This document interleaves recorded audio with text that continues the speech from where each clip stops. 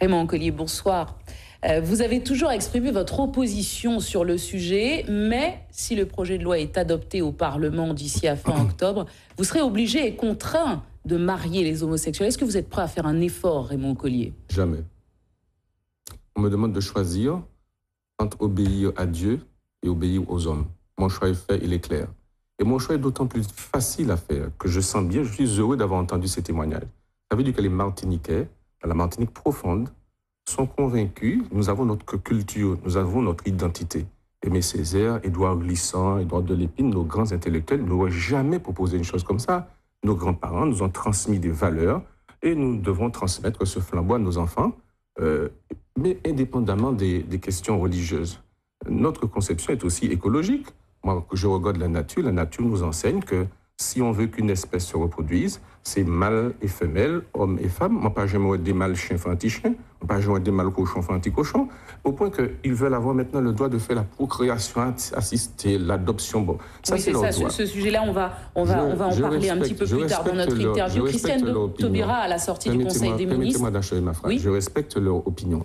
Il y a des gens qui pensent qu'ils sont pour le mariage homosexuel. Ils en ont le droit. La Constitution nous reconnaît le droit de penser. Eh bien, nous aussi, nous avons le droit de dire que nous pensons que le mariage doit être entre un homme et une femme. Voilà. On a vu dans ce reportage que même le Code civil, bien sûr, va changer. Christiane Taubira, à la sortie du Conseil des ministres aujourd'hui, a dit évidemment que le projet était en cours, qu'il y avait encore beaucoup de travail, notamment en matière de code civil, je disais, de droit social, familial, fiscal. Est-ce que cette révolution, parce que c'est une révolution, est-ce qu'elle va diviser la société, mais aussi la classe politique? Est-ce que vous en parlez un petit peu avec vos homologues? Oui, des fois nous en parlons. Il appartient à chacun de prendre sa position publique. Et j'espère que le maire du Marigot, le maire du Robert, le maire de Saint-Joseph, le maire de Ducos, le maire de Sainte-Marie et le sénateur qui chante dans une chorale. On a entendu Raymond Botté tout à l'heure dire qu'il était à peu près de votre avis aussi, alors, globalement. Je pense que ça va bouger. Je suis comme Martin Luther King, je fais un rêve. Je réalise une dimension à laquelle je n'ai pas pensé au départ. Aujourd'hui, en France, il y a des millions de musulmans.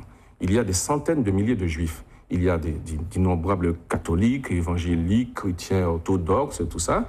Si tous ces gens se mobilisent pour faire reculer le gouvernement, je pense qu'il peut reculer, il n'est pas trop tard. Et à l'heure de l'explosion des réseaux sociaux, de la parole libre, est-ce que vous n'avez pas peur que l'on vous taxe de remettre sur le tapis un débat homophobe, homophile? Non, parce que, je répète, j'ai des amis homosexuels et lesbiennes. Simplement, je leur dis, c'est ton droit dans ta vie privée.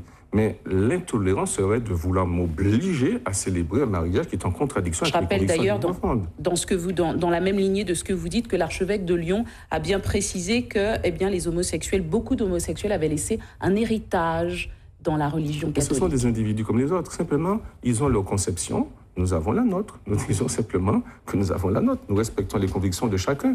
Et je vous dis, moi, je rêve qu'aujourd'hui, toutes les grandes religions qui sont établies en France se mettent ensemble pour faire des pétitions sur les réseaux sociaux, des pétitions à remettre aux parlementaires. Si le gouvernement reçoit 1 million de signatures, parce que les gens, les partisans du mariage homosexuel, organisent la Gay Pride. Il y a 400 000 personnes dans la rue. Très bien.